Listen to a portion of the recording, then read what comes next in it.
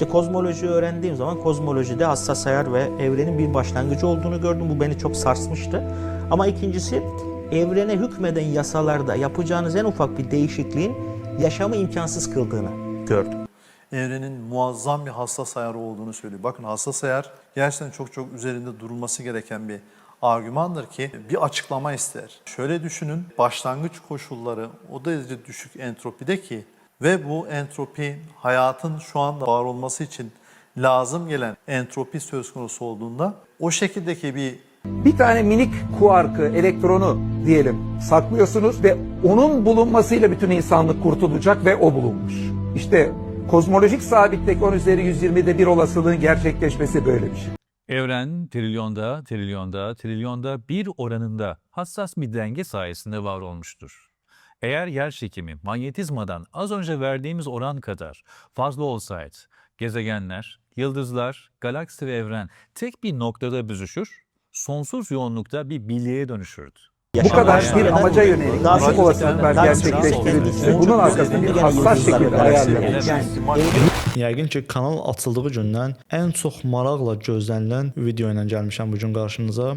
Bu videonun adı incə tənzimlənmə və ya daha məşhur adı ilə bilinən həssas ayar arqumentidir. Həssas ayar arqumenti kifayət qədər geniş və kifayət qədər üzərinə danışılan bir mövzudur. Hansı ki, bununla bağlı müxtəlif fiziklər və filosoflar öz fikirlərini irəli sürmüşlər. Ona görə bu video sadəcə giriş xarakteri daşıyır. Yəni şərhlərdən filan arqumentə cavab vermədin, filan mövzuya toxunmadın kimi şərhlər sadəcə tövsiyə xarakterli və ikinci videoda bu suallara cavab vermə məsləhəti ilə qəbul oluna bilən şərhlərdir. Həssas ayar arqumentini qəbul edən şəxslərin əsasən iddiaları kainatımızdakı müəyyən parametrlər mövcuddur və bu parametrlər mövcud olduğu dəyərdən azacıq fərqli olsaydı, yəqin ki, hazırki kainatımız, hazırki mövcud olan həyat şəraiti mövcud olmayacaqdı. Müasir fiziki kosmologiyaya görə fiziki kainatı müəyyən edən müəyyən parametrlərlə xarakterizə olunur. Bunlar yaş, kütlə enerji, entropiya və genişlənmə sürəti kimi dəyərlərdir. Bu parametrlərin bir-birinə bağlı olduğunu deyən heç bir elmi nəzəriyyə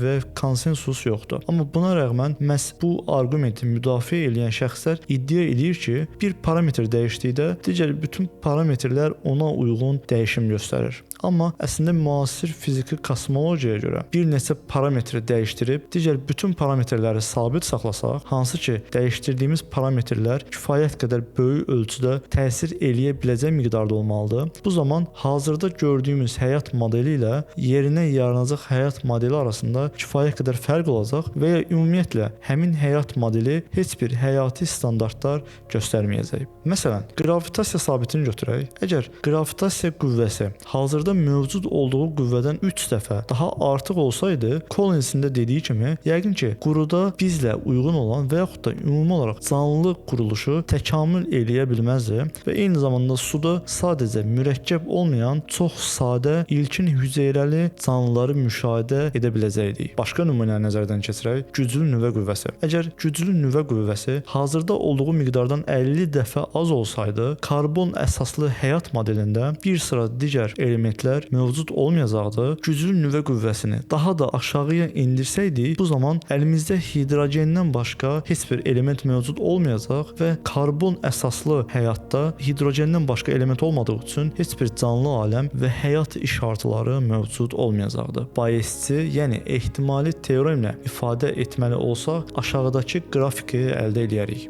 1. PR, yəni probability, ehtimallıq, E1 böl K1 deyil D1. Çox kiçikdir ehtimal olaraq. Bunun açılışı nə deməkdir? Bayesçi teoremdə PR ehtimalı ölçən bir ifadədir və bu arada E1 böl K1, E1-i xatırlayırıqsa, kainatımızda həyat var öncülüydü, iddiasıydı və K1 şərtində, yəni hansısa bir kosmik dəyər parametri fərqli olsa, bu şərtdə kainatımızda həyatın mövcud olması deyil D1. Yəni buradakı deyil D1 kainatımız ağıllı dizaynerin məhsulu deyil. anlamında işlənir. Bu ehtimal, yəni dizaynerin olmadığı ehtimalda kosmik dəyər parametrləri fərqli olsa, kainatımızda həyat mövcud olar ehtimalı çox kiçikdir. 2. PR, yəni yenə ehtimal. Mötərizədə E1/K1, yenə də kainatımızda həyat var. K1 ehtimalında, yəni həmin parametr çox kiçik fərqlə də olsa dəyişməsi ehtimalında bu dəfə D1, yəni kainatımız ağıllı dizaynerin məhsuludur ehtimalı kifayət qədər yüksəkdir. 3. PR, yəni yenə ehtimallıq. D1/K1, yəni K1 ehtimalında, yəni yenə də kosmik dəyər parametri fərqli olarsa, kainatımızda həyat olmama ehtimalı D1, yəni ağıllı dizaynerin mövcudluğu sayəsində olan ehtimal E1/K1 deyil D1. Yəni bayaq ifadə etdiyimiz kimi dizaynerin olmadığı ehtimalda daha xeyli yüksəkdir və bu o deməkdir ki, nəticə olaraq PR, yəni yenə ehtimal D1/Y1 K1 ehtimalında kifayət qədər yüksəkdir. Bilirəm bu hissələr kifayət qədər qarışıq gələ bilər, xüsusilə də məktəb və universitet zamanında riyaziyyata nifrət edənlər yəqin ki, videonun bu hissəsini 2 qısa keçdilər. Amma bunları bilməyimiz bizim növbəti videolarımızı daha asan eləyəcək, çünki mən bu kanalda hamının bildiyi, hamının şablon olaraq ifadə etdiyi arqumentləri səsləndirmək istəmirəm və bu şablonlardan çıxmağım üçün məhz bu ifadələri, bu düsturları öyrənməyimiz hökmdür. Çünki fəlsəfənin müasir versiyası məhz Nietzsche, Camus fəlsəfəsindən kifayət qədər uzaq, kifayət qədər daha dərin nöqtələrdədir ki, burada fəlsəfə, məntiq və riyaziyyatla iç-içədir və buna görə də biz bunları hal-hazırda ilkin formada anlamasaq, mən növbəti videolarda yəqin ki, çətinliklə sizə izah etməli olacağam. Təbii ki, burada verdiyim iddialar əslində teistlərin Bayesian teoremlə müqəddimələr halına gətirən həssas ayar arqumentləridir, amma bu arqumentlərə Graham Oppy, Avstraliyalı filosofun özünə məxsus tənqidi var. Oppy deyir ki, düşünək ki, bizim həssas ayarımız 0R intervalında olsun. Buradakı R həssas ayardakı rəqəmimiz olsun. Yəni bu rəqəm artıq bizim həssas ayar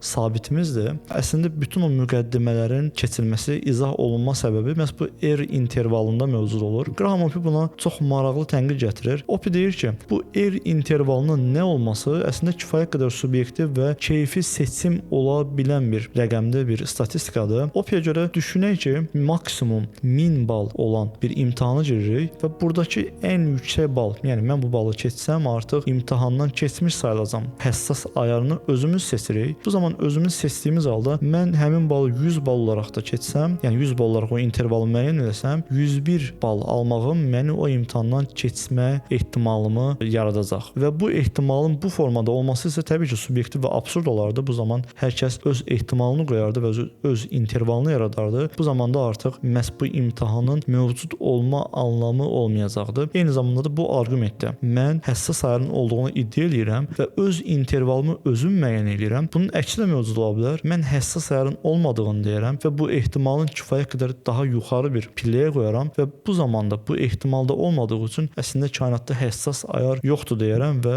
bununla da öz müqəddiməmin nəticəsini kainatı yaradan dizayner və yaxud da yaradıcı qüvvə yoxdur deyə bir iddiada tüklər demək bulunmuş olaram. Həmçinin burada olan R intervalını bilməyimiz üçün bizim kainatın mövcud olan bütün ehtimallarını da bilməyimiz gərəkir. Yəni kainat hansı ehtimallarda həyat şəraitini özündə ehtiva eləyir? Biz bu ehtimalları bilməsək, xüsusilə bu ehtimalların arasından hansını intervalının içinə qatmalıyıq? Bunu da bilmədən məhz R intervalını özümüzdə yarada bilmərik. Məhz bu arqumentin bu hissəsinin zəif tərəfidir və bu hissəsinin subyektiv, şəxsin öz keyfinə görə qoyulmuş bir interval olduğunu rahatlıqla bizə göstərir. İkinci olaraq iddiaya görə əgər bir dizayner və yaxud da bir yaradıcı qüvvə varsa, o zaman həyat şəraitinin olma ehtimalı yüksəkdir iddiasına toxunaq. Biz yaradıcının və yaxud da dizaynerin xüsusiyyətlərini və məqsədlərini bilmədən bu ehtimalı verməyimiz də doğru deyil. Çünki yaradıcı qüvvənin və yaxud da dizaynerin kainatda